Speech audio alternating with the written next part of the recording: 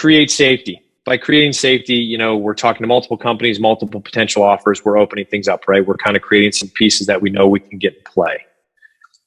We want to use the data. Hey, got 2 or 3 offers. Here's what I'm seeing in the market. Here's what I have. We're dangling data in front of the recruiter to get them to help us get the offer we want. We want to be flexible with our target organization. And finally, we want to come to that agreement.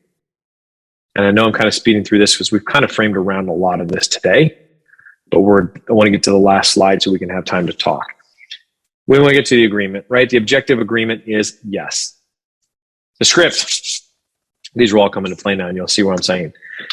By creating safety, Stephen, I'm talking to you. You and I are talking. Randy, I appreciate this offer. I'm super excited. You've done a great job. Thank you for facilitating the process. Thank you for providing a great candidate experience. I really feel confident about the direction we're going. Great. By the way, I think we're close.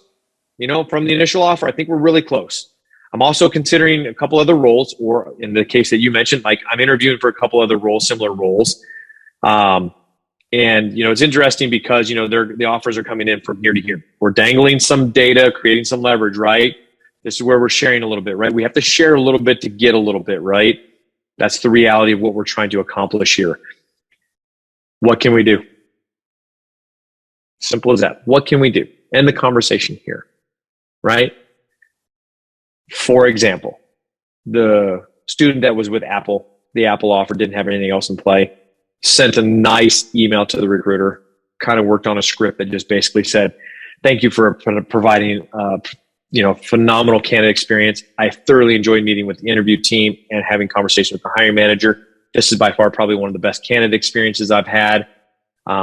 Secondly, I really appreciate you being a guide through the process with me, answering all my questions and helping us get to this stage. Boom.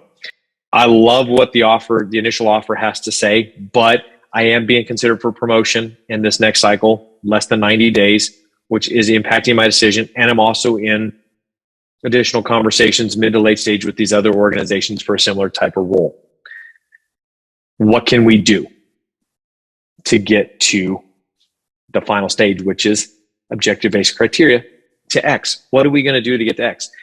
And in this case, the student wrote, what can we, so I'm willing to stop interviewing. I'm willing to walk away from a promotion and sign on the dotted line if we can get to a total compensation of X. Like, we didn't give a breakdown of how we wanted the total comp. We just know what we wanted the total year over year to comp to be. Some people, it's like, hey, I want my base here. I want my equity here, right? Bonuses really sometimes you can't negotiate on. And her ask was year over year compensation, not including the sign-on, right? Again, not talking about that. We want to get to this. So when we have multiple offers, in the case of the Meta M2 you know, student, he had the offer from Google.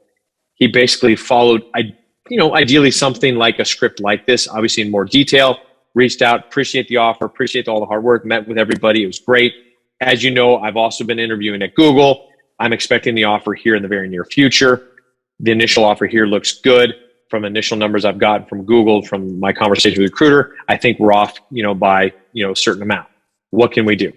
That recruiter went back, talked to the team, said, what type of compensation are we looking at? Do you know when you'll have the formal numbers from Google, et cetera, et cetera? The student wrote back, absolutely. I should have the offers in the next couple of days. Just in my conversation with the recruiter yesterday, they kind of told me that I can expect the offer to come in between this range, and so forth. But I'm more inclined to accept the Meta offer. I just need to see us get to here. Boom, right? Obviously a little bit more strategic than that, a little bit more written out, but that was reality. When he was able to get then the recruiter, from then he basically got the offer from Meta, he actually got 880, pushed up to just over $1 million. Google knew he was interviewing at Meta.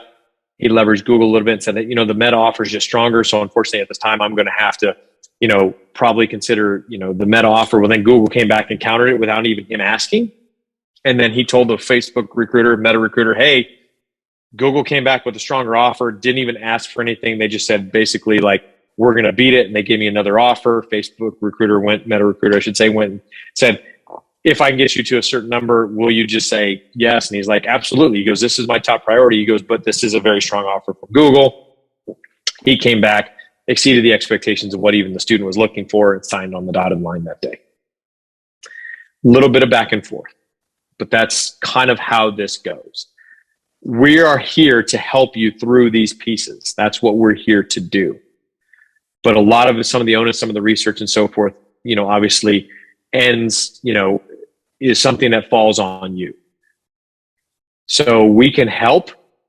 It's tough to get through the process of getting all your interviews lined up to where you can, subjectively try to get offers close together, but it can be done.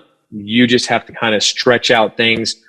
If it's the on-site interviews, you need to push out 2 weeks because other things are in play, push it out 2 weeks. If it's hiring manager conversations, push them out to the end of the week or the beginning of the following week. Buy yourself a little bit of time. You control the timelines.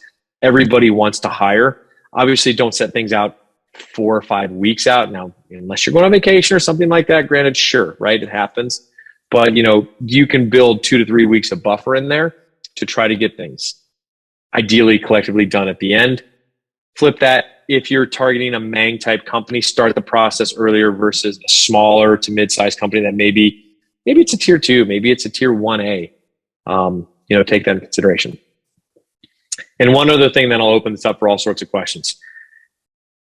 If you do the practice of interviewing with other companies that you're not going to take the offer for, but you're getting prepped and ready to go do maybe your FAANG type interviews or your tier 1As or whatever the case is, the one thing I ask is if you get to the end and they make you an offer, we all know how that feels. Hey, I got an offer.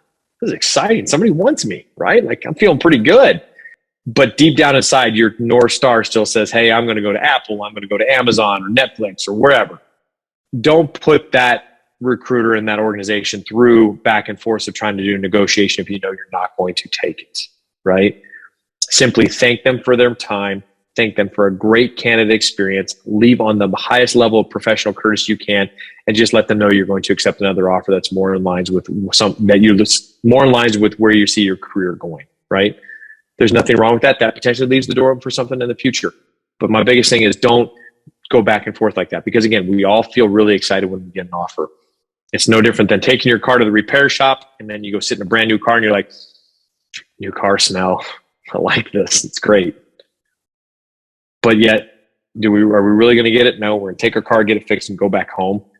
Don't get that anxiousness to accept or possibly go back and forth and negotiate.